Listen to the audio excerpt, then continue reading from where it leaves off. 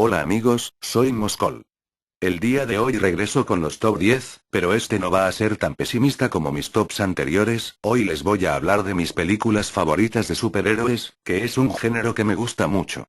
Así, para la elaboración de este conteo, no influye en nada el éxito comercial, ni que una película fue más taquillera que otra. Así que no esperen ver a Los Vengadores en el puesto 1. También te recuerdo, que es mi criterio y gusto personal, así que espero que nadie se ponga a criticar o discutir la forma en la que pienso, ya que me estaría buscando la sin razón. Lamentablemente así pienso, y si no te gusta, tienes toda la libertad para detener el video. Bueno, sin más preámbulos, pasemos con el puesto 10. Este lo ocupa Iron Man. Película que me gustó mucho, porque me hizo cambiar el concepto que tenía del personaje en los cómics y series animadas, ya que siempre lo vi muy aburrido. Sin embargo, la actuación de Robert Downey Jr. es bastante buena, interpretando al patán, supergenio y multimillonario de Tony Stark. El tema del secuestro, por parte de terrucos del Medio Oriente, lo manejaron muy bien. No sé si habrá herido susceptibilidades en Gringolandia, pero a mí me pareció bastante apropiado y acorde a la época. Otro aspecto que resalto es la crítica al tráfico de armas, al armamentismo y al terrorismo. Temas que prefiero evitar, así que lo dejaré ahí. Si bien hay cambios bastante bruscos a comparación de la obra original, estos no afectan en nada. La película es bastante entretenida, con buenas dosis de acción, explosiones y efectos digitales.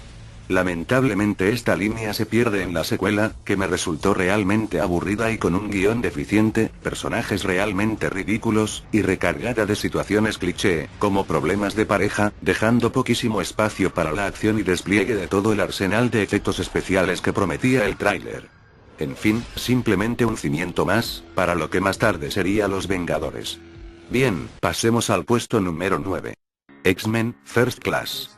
Película muy esperada donde se narrarían los orígenes de los X-Men, centrándose en unos jóvenes Charles Xavier y Erik Lencher, mostrándonos cómo se hicieron amigos, y finalmente cómo al seguir sus ideales, terminaron siendo rivales.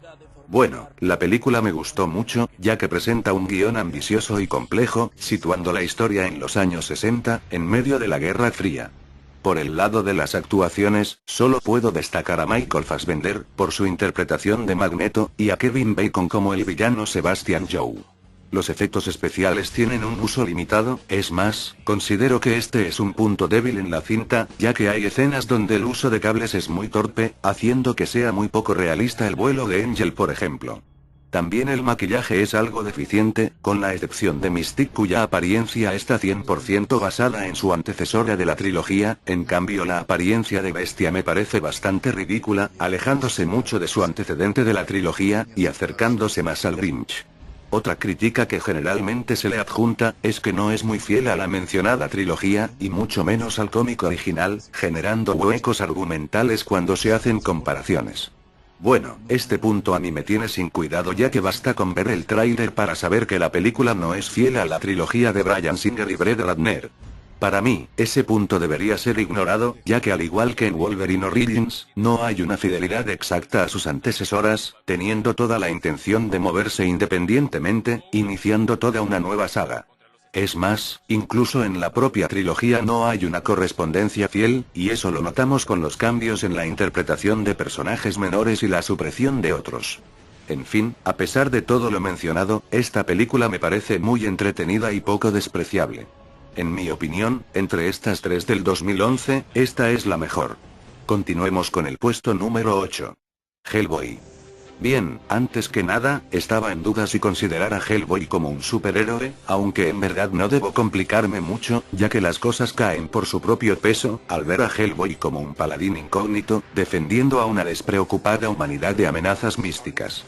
Bueno, ese es el argumento de las dos películas en líneas muy generales, y espero que del cómic también, ya que no estoy muy enterado, por lo que solo podré referirme a las obras de Guillermo del Toro. Una de las cosas que me gustan de estas películas, es que no se complican mucho, la historia no es nada compleja, es tan simple como la lucha del bien contra el mal. De otro lado, están las interpretaciones que me parecen bastante correctas, especialmente la del protagonista, interpretado por Ron Perlman, a quien el personaje le cae como anillo al dedo. Bueno, como ya lo mencioné anteriormente, esta película no se complica para nada, con elementos fácilmente digeribles, como el mismo Hellboy, quien es el típico héroe buena onda, con el que es fácil encariñarse, y con autoridad para decir frases geniales y hacer chistes en los momentos menos apropiados. En resumen, la película es muy buena, ya que supera por mucho los requisitos mínimos de las películas de superhéroes: buena acción, buenas peleas, buen maquillaje, buenos efectos, a excepción de la escena del puente donde hay un pésimo uso de cables de suspensión, todo lo demás está bien, incluso los clichés, y eso que en la secuela estos se multiplican, pero no por eso ambas cintas dejan de ser altamente recomendables. En el puesto número 7. Los Increíbles. La verdad que esta película me agrada mucho, por una serie de elementos correctamente colocados, tal como Pixar ya nos tiene acostumbrados. Sin embargo, haciendo un examen menos sentimentalista, creo que esta película palidece por el lado de la originalidad, ya que tiene personajes típicos: una expareja de superhéroes intentando llevar una vida normal, con el padre harto de la vida ordinaria y con deseos de revivir viejas glorias, la madre sobreprotectora y convencida del estilo de vida que llevan, la hija adolescente con depresión, el hijo infante hiperactivo y el bebito que no levanta sospechas. Incluso me atrevo a insinuar que la elección de poderes es lo menos original, parece que no lo pensaron mucho: el padre superfuerza, madre elástica, hijo superveloz, y la hija invisible. Incluso esta última es menos original, ya que sus poderes son exactamente iguales a los de la mujer invisible de Marvel. Claro que el guión está tan bien ejecutado, que esas particularidades son rápidamente superadas. Incluso la película me dejó muy satisfecho, ya que está recargada de mucha acción, con un argumento poco infantil, y esa combinación de estilos moderno y retro, en referencia directa a la edad de oro de las historietas heroicas gringas, acompañado por un perfecto fondo musical. Afortunadamente todavía no han malogrado esta película haciéndole una secuela. Bien, pasemos al puesto número 6.